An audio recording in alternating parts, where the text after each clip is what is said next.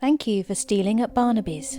That's what I tell all the shoplifters I catch, as the cops are putting them in their cars and taking them down to the station. You see, if they don't try and steal stuff, I wouldn't have a job, so it's kind of like job security for me.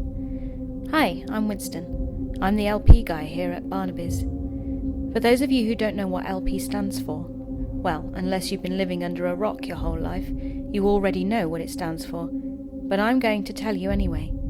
It stands for Loss Prevention, which means I keep an eye out for employee theft, customer theft, fraudulent coupons, overbilled invoices and things like that. Anything that would cause Barnaby's to lose money in any way, shape or form. Now I'm sure you've been told this before, but Barnaby's is a very old store. We don't have one of those 24-hour DVR recording systems like the big name stores do. We still record everything on VHS tapes using an old VCR system. We have to change the tapes every 8 hours and hope nothing happens during the time that we're changing the tapes. We have a few cameras throughout the store, actually 14 in total. One on each register, one in the cash office, one down the HBC aisle, that's the health and beauty care aisle by the way, one on every exit door, 2 in the parking lot and 1 in my surveillance room. The cops always come by and review the tapes whenever something happens. Yeah, they've been here a lot. They came by a few days after Jimmy saved that dog from dying in that car last summer. My tapes helped to convict that guy, but that's a different story. Anyway, I've been here about 35 years now. Yes, I'm that old. I thought I'd seen it all, but I was wrong. Now, I know that Pat is collecting stories about weird and horrible things that have happened here, but this is the strangest thing ever. I still can't figure it out. This happened about 15 years ago and hasn't happened since, thank God. It was way before Pat even took ownership of this place. Back then it was owned by his father, David. He was a really cool guy, strict but fair. He taught Pat everything he knew about the business. I remember Pat when he was just a little kid. He would come into the store with his dad and I'd take them up into my watchtower. That's what I like to call my surveillance room. Yes, I'm a huge Jimi Hendrix fan. Actually, it's a Bob Dylan song, but Jimmy did it better, just my opinion. We'd sit up there and just watch people shop, and now he owns the place. It was mid-afternoon on a Thursday. I remember it like it was yesterday. I was in my watchtower, looking out of the window at all the shoppers. Actually, it's not a window, it's a two-way mirror, which means I can see out, but all the people down below see is a huge mirror on the wall. So if you're ever in a store and you see a mirror on the wall that seems out of place, yeah, that's the surveillance room, and you're being watched. Nothing was really happening that day, just the regular customers here buying their usual stuff. Kids reading the magazines as their parents shopped, old folks hanging out in produce having a meet and greet session, the normal stuff. I noticed a person I assumed was a man who was dressed in a long black hooded cape that dragged along the ground. He was standing in the barbecue section, which is the last aisle over, up against the wall. I couldn't see his face. He was putting packages of toothpicks inside the cape. Toothpicks, of all things. I checked the VCR to make sure it was recording and made a beeline for that aisle. My first catch of the day. I walked into the aisle and said, "Sir, can you please come with me?" He immediately ran in the opposite direction, dropping the toothpicks in the process. Well, it was more like he glided than ran. It was very weird. I gave chase. He nearly ran over an old lady pushing her cart down the aisle, but she didn't even acknowledge what was going on. She just gave me a strange look as I ran past her. He reached the end of the aisle. I expected him to go right, down the back aisle, but instead he went left, straight into a wall. I turned the corner expecting to see him on the floor, but all I saw was a black cape lying on the floor. He'd just disappeared, into thin air. I stood there dumbfounded, scratching my head. I slowly bent over, picked up the cape and carried it back to my room. I hung it on the nail on the wall. I was sitting there just staring at it, trying to figure out what was going on, when out of the corner of my eye on camera 6, I saw another person in a black cape standing in the middle of the parking lot. Their head was down, so again I couldn't see their face, and their hands were out in front of them in a cupped position. I again ran down the stairs as fast as I could, ran through the store and out through the front door. I got to the edge of the parking lot and I saw this person begin to raise his head, but I was still too far away to see his face. He tilted his head back and raised his arms upward, as if he was screaming at the sky.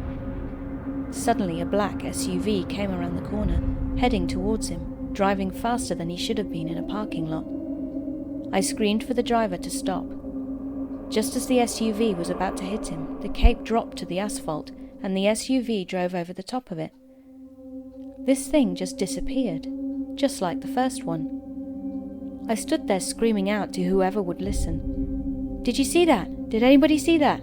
Everyone just looked at me like I was crazy. Am I the only one seeing this thing? I thought to myself. Man, I gotta stop drinking so much coffee. The caffeine's messing with my head. I walked over and picked up the second cape that day and started to walk back toward the store. People just stared at me as I walked past.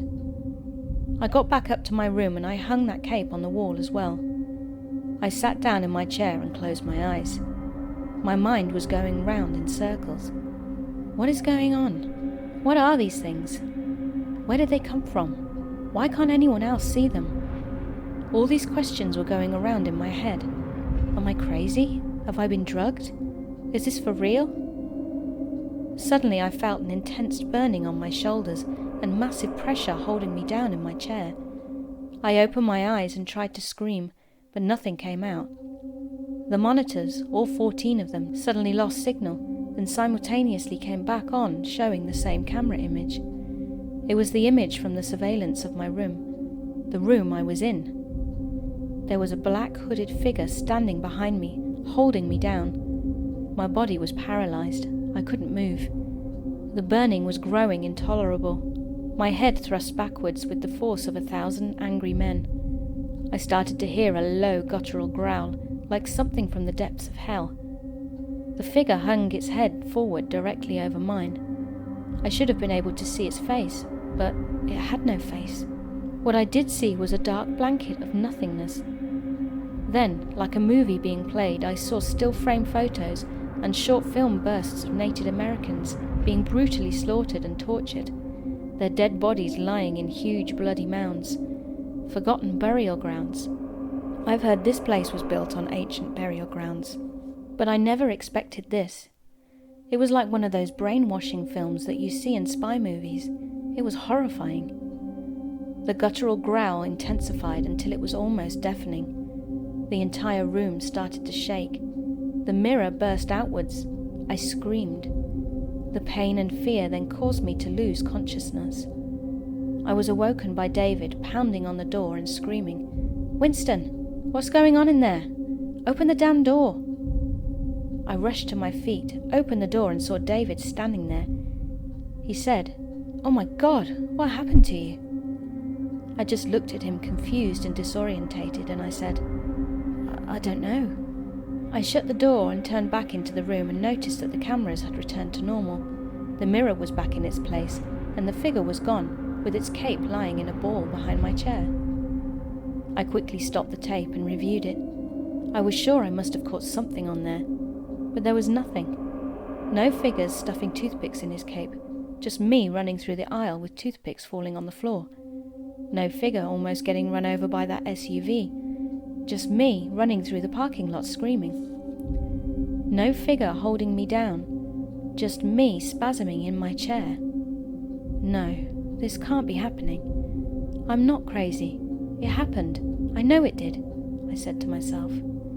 I reviewed the tapes again. Still nothing. I grabbed all of the capes and the tape and I ran downstairs to tell David I was leaving. I hopped in my car and left. I needed to get out of there fast, if just for my own sanity. I threw the capes and the tape in the back seat and burned rubber out of the parking lot. I drove around aimlessly for about an hour, trying to clear my head, but every time I looked in my rearview mirror, I saw the capes and it all came rushing back to me. I saw the town church in the distance. Now I was never a very religious man up to that point, but after the day I'd had, I knew I needed Jesus. I pulled into the church and went to grab the capes and the tape out of the back seat, but they were gone, disappeared, just like the figures. I started to panic. I grabbed the tape and ran into the church, screaming for someone to help me. Everyone turned and stared at me. An older gentleman approached me and introduced himself as Father Thomas, but that's a different story.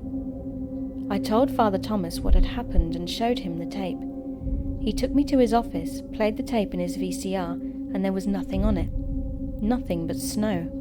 Father Thomas suggested he perform a blessing on me and arranged for a baptism. I agreed.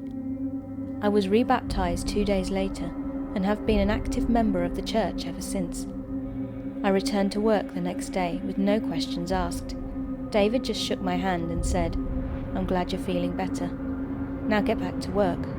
I really miss that man. So that's my story. I hope you enjoyed it, and may God be with you.